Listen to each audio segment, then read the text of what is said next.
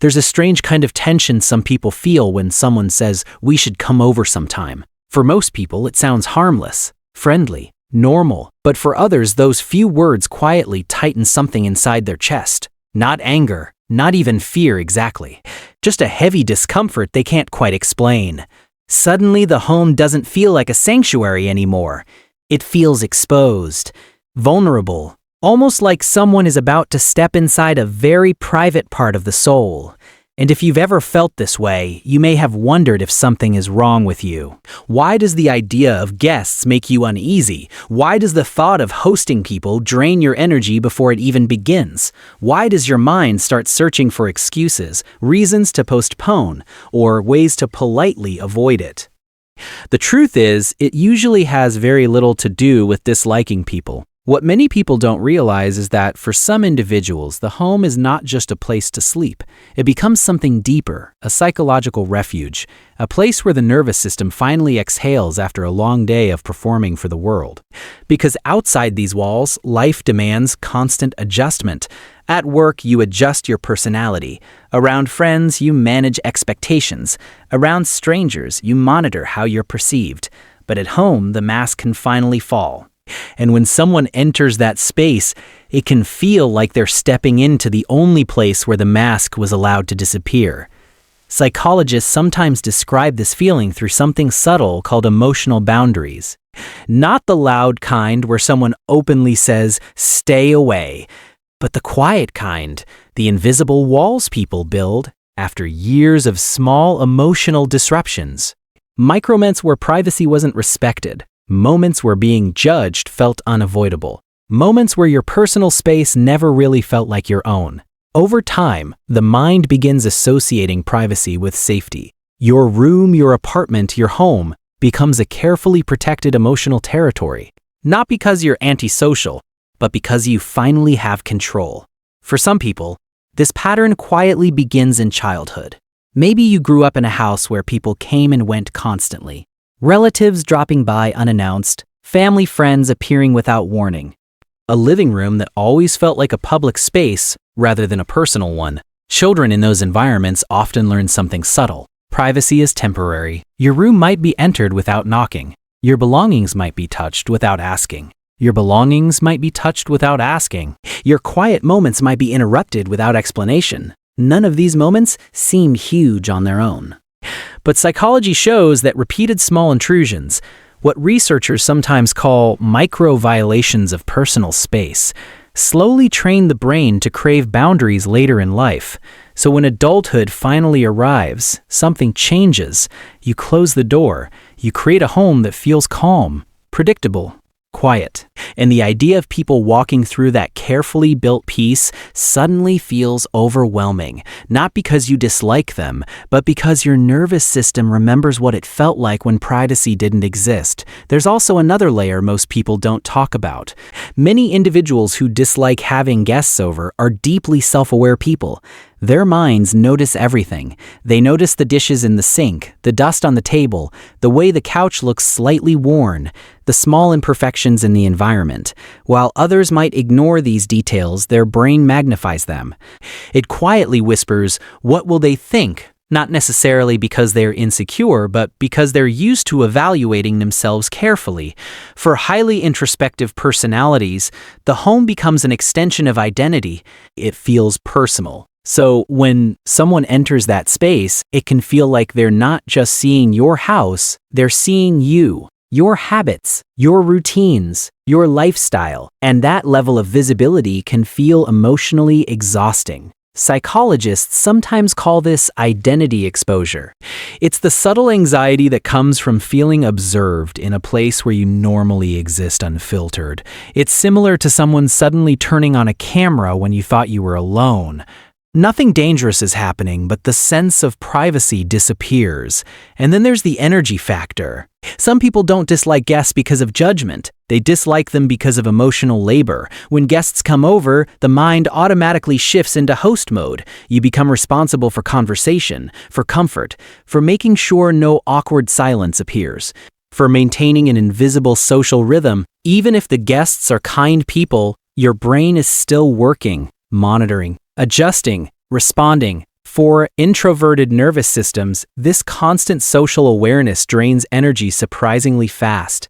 What looks like a simple visit to others can feel like running a quiet marathon inside the mind, and after they leave, many people notice something interesting. They feel relief. Not because they didn't enjoy the people, but because their mind can finally return to stillness again. But perhaps the deepest reason some people struggle with having guests over is something far more hidden: control. Life outside the home often feels unpredictable. Work schedules change. Social expectations appear suddenly. People misunderstand you. But inside your home, you control the environment, the lighting, the noise level, the routine. It becomes a small island of stability in a chaotic world. When guests enter that island, the sense of control subtly shifts. The energy changes. Your routines pause. Your environment adapts to someone else's presence. And for people who rely on that stability to recharge emotionally, this shift can feel much heavier than others realize.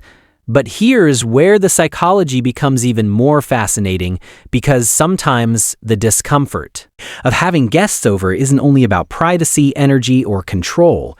Sometimes it connects to something psychologists call anticipatory judgment. Not the judgment that actually happens, but the judgment the brain predicts might happen, long before anyone even arrives. And this prediction can start forming years earlier than most people realize, often during moments when someone's personal space was quietly linked with criticism, or when their environment became a place where they felt subtly evaluated rather than accepted, which means that discomfort some people feel when inviting others into their home might not actually be about the present moment at all. It might be echoing something much older, something the mind learned to protect itself from a long time ago. And the strange part is, most people carrying this feeling don't even realize where it began, because the mind rarely remembers the moment the wall was built, only the instinct to keep the door closed. Because once the mind learns to protect a space, it becomes very good at guarding it. And over time, that quiet instinct can slowly shape behavior in ways people rarely notice at first. Invitations get postponed. Visits become shorter. You start suggesting cafes instead of home gatherings, restaurants instead of living rooms, public spaces instead of private ones. It seems harmless on the surface, even practical. But something subtle happens beneath it. The home slowly transforms into an emotional fortress, a place so carefully protected that eventually, almost no one enters it anymore. And while this protection once served a purpose, it can also create a quiet loneliness many people struggle to name.